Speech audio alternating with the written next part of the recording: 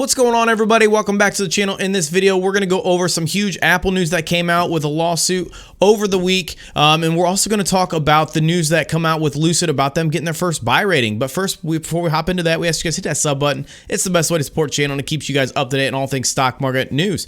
And yeah, without further ado, let's give some razzle dazzle and hop into it. Also, by the way, Stock 2 t-shirts, man. I got one on right now. You can get the link down in the description below if you guys are interested in a Stock Dudes t-shirt. They're pretty cool. Go check them out if you're interested.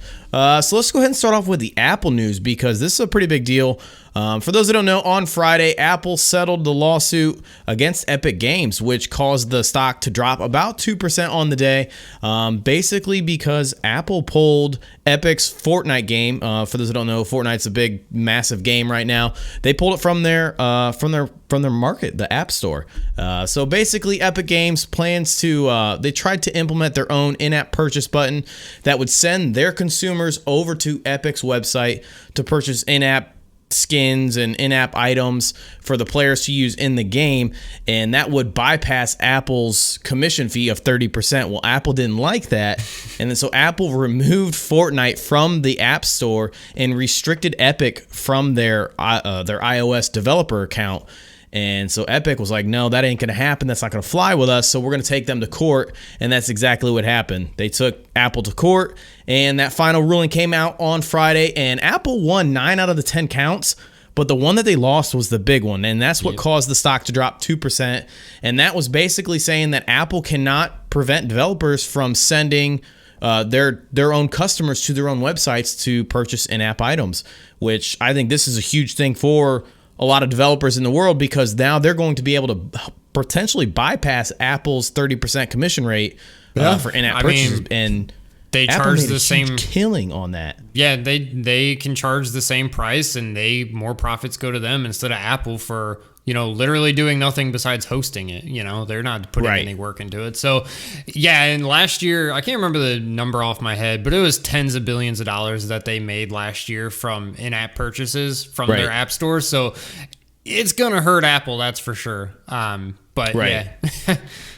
No, and I 100% understand this whole thing because I'm someone who actually makes apps and stuff like that. Like, for those that know, I have a computer science degree, and I made a game on my Android and had it on the App Store. And dealing with Apple is one of the hardest things to do. Like, when you develop and stuff for Apple, it is ridiculous. So I'm kind of glad that Epic won that one count, because to me that seems huge, that they can direct traffic to their own selves for more potential profit. That's 30% of the sales going to Apple for, like you said, for hosting, for really doing nothing. Right. But yeah, so Epic said that they plan on putting Fortnite back on the App Store sometime in the future, basically when Apple doesn't pull their crap like this, and they want to pass the savings over to the customer. So I think that's good for. I thought that was the cool Epic thing. Sorry for interrupting. I thought that was the cool thing was they were directing their customers to their website, and they say something was $5. They weren't charging $5 just so they could make more profit. They were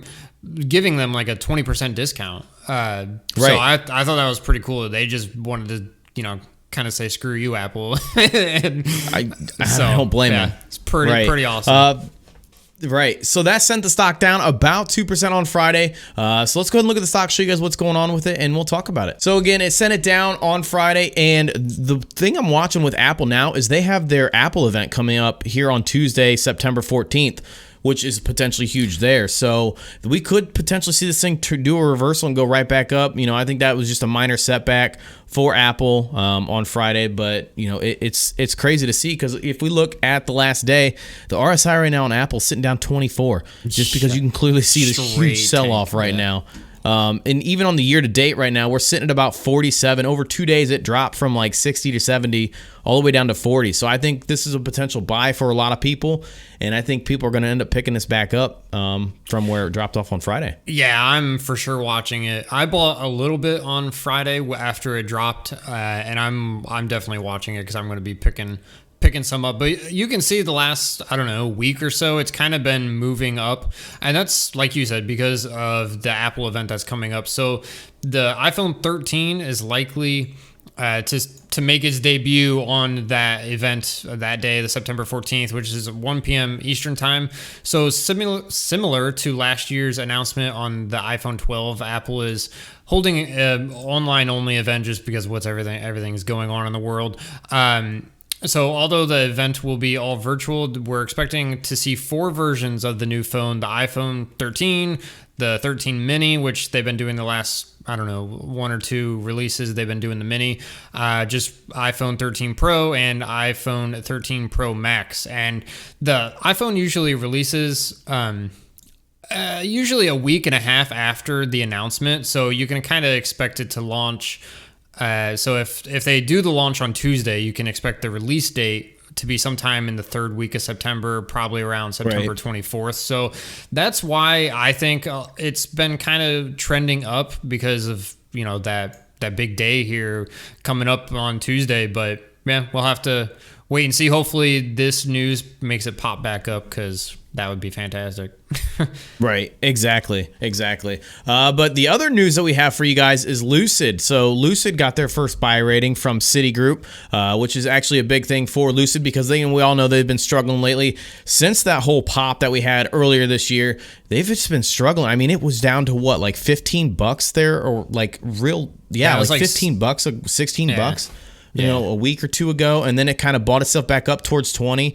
But it's been kind of just chilling and hanging out. But I think it's kind of good news that they got a buy rating from their first official buy rating. But then again, I'm kind of concerned with Lucid, because they still have yet to actually deliver some kind of product to the customers. But, you know, their delivery numbers that they're predicting are kind of like, eh. Yeah, and we don't even have any update. It's just sometime in the second half this year. It's, you know, right. It would be nice to at least have a month or October, November, like some kind of idea. Like, we have no idea. Right. Like, it could be December before they start releasing. So as you said, Citi started coverage on Lucid, and they think that they could compete with Tesla as well. So they launched coverage of Lucid, and he recommends buying the stock, and he set a target of $28 for the price.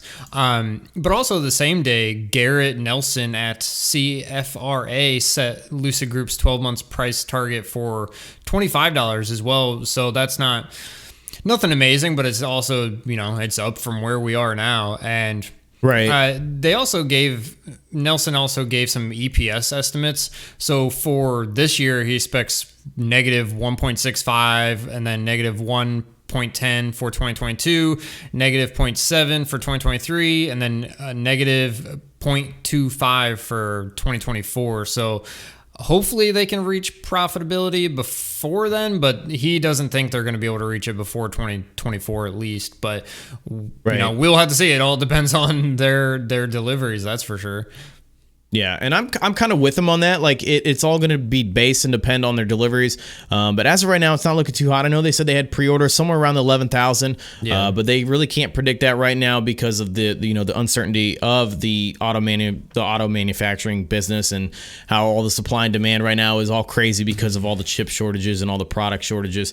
So we'll see what happens when they first start delivering cars, but they're going to have to really do something to drive this thing up, because I think there's a lot of people holding on to this waiting, but I'm kind of torn how I feel about it because of that reason. I would love to see them start delivering, but honestly, it's not looking too hot for Lucid right now. But I think this is the big news coming for them, especially getting that buy rating. So we'll see what happens with them, here in the coming week, considering that news came out. So we'll see if that impacts the stock at all throughout this week. But that's going to wrap up this video. We hope you guys enjoyed this content. If you did, you know what to do. Hit that like, share, notification bell, all that good stuff. It really helps support the channel, and it keeps you guys updated on everything that's going on in the stock market along with it. But yeah, we also got the links down there for the Stock Dudes t-shirt if you guys are interested in that. They're pretty cool. They actually got a design on the back. This is Stock Dudes on the back, and it's pretty, I like it. I think it's pretty cool. But you can go check them out if you're interested in that. But that's going to wrap it up, and we'll see you guys in the next video.